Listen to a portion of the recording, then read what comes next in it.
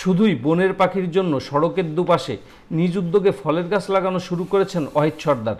যশোরের রাজারহাট থেকে খুলনার চুকনগর পর্যন্ত বাজার এলাকা বাদ দিয়ে সড়কের 24 কিলোমিটার অংশে তিনি এসব গাছের চারা রোপণ করবেন। এর আগেও দিনমজুর এই মানুষটি যশোরের বিভিন্ন সড়কের পাশে, সরকারি অফিস আদালত প্রাঙ্গণে, কেশবপুরের বিপন্নপ্রায় কালোমুখ হনুমানের জন্য নিজের খরচ ও পরিশ্রমে লাগিয়েছেন বিভিন্ন ফলের গাছের চারা। গাছের যন্ত্রণা কমাতে সারা দেশ ঘুরে ঘুরে তুলেছেন গাছের গায়ে ঠোকা পেরেক। 2017 সালে বঙ্গবন্ধু কৃষি পুরস্কার পাওয়া ওয়াহিদ সর্দার এবারে মিশন শুরু করেছেন 200 ফলের চারা দিয়ে। হ্যাঁ, আপনারা জানেন যে পাখি পশুর খাদ্য সংকট। আমি একটা লিচু গাছ আছে, লিচু গাছের ফল যখন আমরা নেট দিই যাতে ওই ফলটা বিক্রি করতে পারে, ওখানে কিন্তু পাখি বকছি যাচ্ছে না।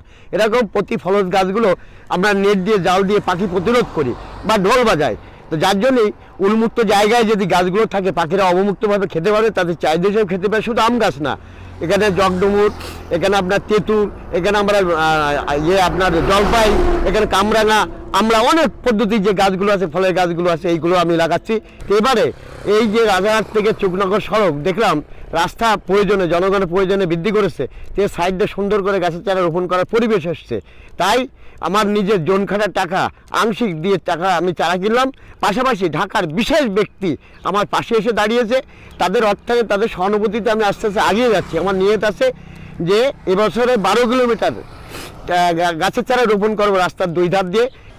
আমি ওয়াহিদ সর্দারের অনেকগুলো কাজ দেখে আমার খুব ভালো লেগেছে। যেমন তিনি ইতিপূর্বে যে গাছে যে পেরেকগুলো উঠেছেন সেগুলোটা খুব ভালো কাজ, এবং সে বিষয়ে যে একটা আইন পাস হয়েছে সেটা খুব ভালো কাজ।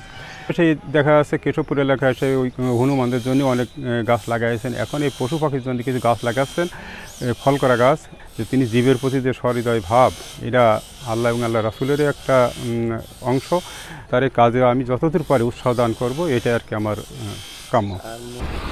বেশি বেশি করে আপনারা সবাই গাছের চারা রোপণ করবেন, কিন্তু উন্মুক্ত পাখি পশু মারবেন না, তাদেরকে যত্ন করবেন। যে গাছগুলো দাঁড়িয়ে আছে এগুলোকে যত্ন নেবেন, সমাজে গ্রাম থেকে শহর পর্যন্ত উৎসাহ দেবেন।